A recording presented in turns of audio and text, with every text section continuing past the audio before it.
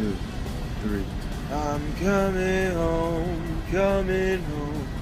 Tell the world that I'm coming.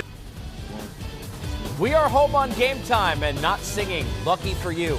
Casey Stern, Sekou Smith, here inside our studios here in Atlanta. You want to give that like a 1 to 10 score? No, but I do appreciate the countdown.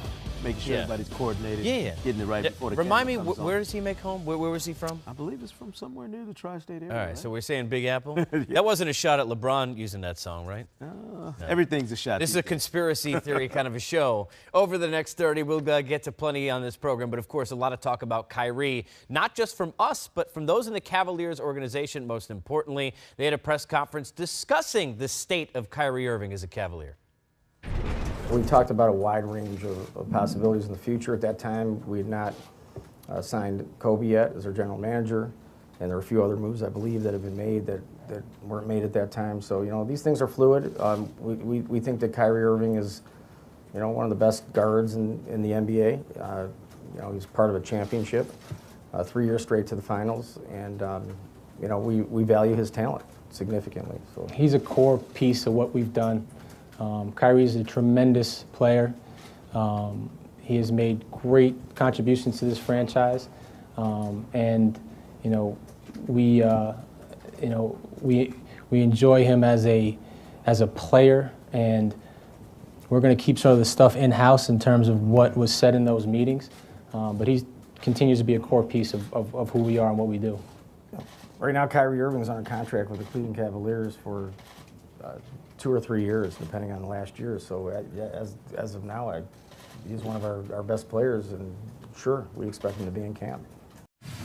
So you're saying there's a chance. You don't really learn anything from what just happened. I think the question still becomes, what's the communication been? And the reports have been that even if there have been with, his agent and representation, Kyrie doesn't seem like he's had any with the Cavaliers. Does that spell doom for you? I mean, where do you think this is right now with Kyrie Irving? Well, look, I think it's clear Kyrie Irving has made his wishes clear to the Cavaliers. He wants to be moved. They can do everything in their power to try and convince him otherwise, but once a guy comes to you face to face and tells you, hey, I want you to move me and here are the places I want to go, I don't know how you walk that back if you're Kyrie. There's no way that he shows up to training camp and says, well, it was just a big misunderstanding. I've changed my mind since I walked in and asked for the organization to trade me. To me, it becomes a deal now where if you're Kobe Altman and Dan Gilbert, it's just about finding the right deal. I don't know that there's any reason for you to try and convince Kyrie to stick around. Here's the irony. I think in a normal situation, you'd have the guy like LeBron go ahead and intervene and say, don't worry, I'll calm Kyrie down, although he is the problem, or at least that relationship is. So, no offense to Tristan Thompson or anybody else, I don't think they're going to convince Kyrie Irving. Do you think that relationship is repairable at this point? Well, I think you use the magic word that doesn't apply in this situation. Normal. This is not a normal situation, and it's never a normal situation when LeBron is involved. Again, if Kyrie has made up his mind, and I think these are champions, strong-willed guys who have some pretty obvious ideas about where they want their careers to go now and into the future, I don't know that LeBron can say anything to walk all of this back. No matter what your perspective is, if you're LeBron, and no matter what you think is going on if you're Kyrie, if you want to be the man somewhere, if you've decided, I want my own show, I want to be the guy that carries that load and has the game and the franchise on my shoulders every night, then he's got to find where that place is. And if the Cavs aren't going to facilitate it, what makes him think it'll be a smooth sail between now and the end of his contract? I mean, it's incumbent upon the organization, Casey, to do what's right for the organization and move this guy if he don't want to be there. Did you get the feeling, without them saying and admitting it, that the D-Rose signing was a plan B?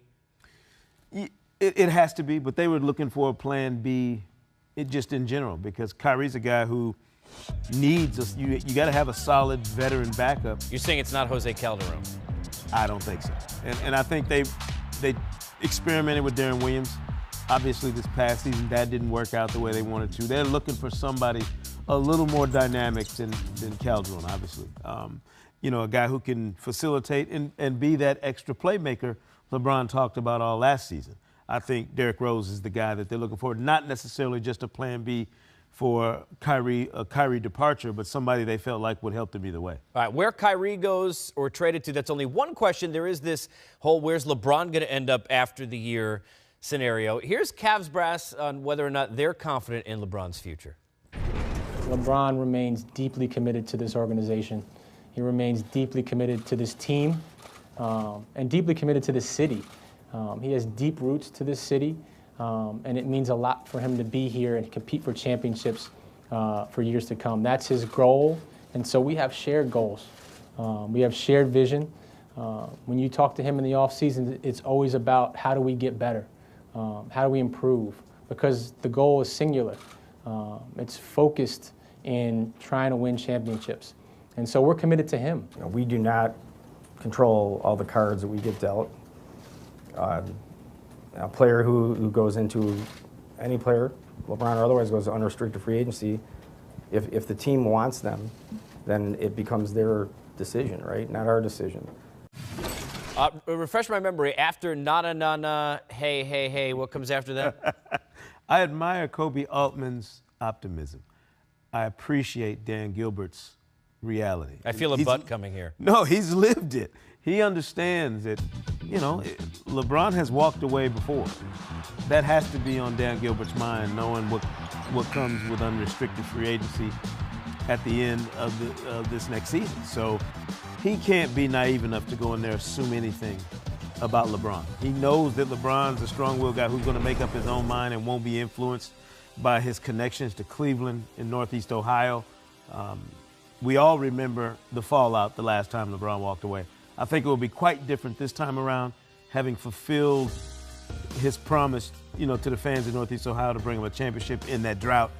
So I don't know that the vitriol will be the same. And I think if you look at the way things have played out with David Griffin and the organization, LeBron has some cover this time if he were to leave Cleveland. Well, let's talk about that because that's where I was going to go. He already bought his alibi or his out, if you want. If you're trying to keep LeBron and you're the Cavaliers, this is your moneymaker. When he's gone, we don't know when you'll ever be back here again. How do you not do every single possible thing on God's green earth to make sure that it happens? You do the opposite. You didn't really make yourself much better to face the Warriors. He still knows he probably can't win with this team a championship, and you go ahead and fire the guy that he likes the most in David Griffin. Yeah, and I don't know if we're overemphasizing some of the connections that he has with the organization the second time around. You know, I don't want to speak for anybody, but I think he came back with a much more business-like attitude about what goes on there. His heartstrings were there, obviously. But this is a guy who's looking at all that's going on in both of his stints in Cleveland and has to understand that he's the master of his own destiny in terms of how his career finishes. So if he wants it to finish in Northeast Ohio with the Cavaliers, well, it's an easy decision to make. But if he's got all these other options out there and you have to weigh all of these opportunities that could be on his doorstep in free agency, that's not as easy a choice to me as a lot of people assume. I know Kobe Altman talks about how deep-rooted LeBron's ties are into the community. Where's his house? And how he's connected, but he's a guy who's lived this thing before. Kobe Altman, I don't know that he was around the last time the decision went down. This is new territory for him. And his house and kids are... Yeah, he's got residence in L.A. So. Elsewhere. From L.A. to what the Cavs do, we talked about what they didn't do. Paul George was moved. We thought maybe he would be a guy. There were a lot of different reports, but how about the Cavs brass? Interesting comments today about the Pacers deal. I'm not going to talk about that specific trade, but know that we were active during that time, and every team in the NBA was active during that time to try to help their respective franchises. I will say that Indiana could have done better than they did.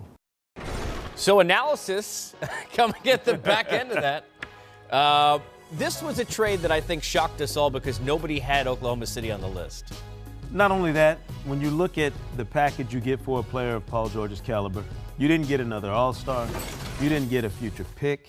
You didn't get 2 second-round picks in 2047. I mean, all you got, and I don't mean this to disparage these two guys, but all you got was Oladipo and Sabonis. Two guys who are solid NBA players. You know, Oladipo further along in his career, obviously, than Sabonis is. But you didn't get something that, if you're in Indiana, you go, we came out pretty good in this deal. That was inevitable, that Paul George was going to leave, much like we're talking about Kyrie and anybody else. If you can see the free agent finish line and you know a guy's not going to stick around, you have to make a move to ensure that the organization gets something for him. They didn't do it this time.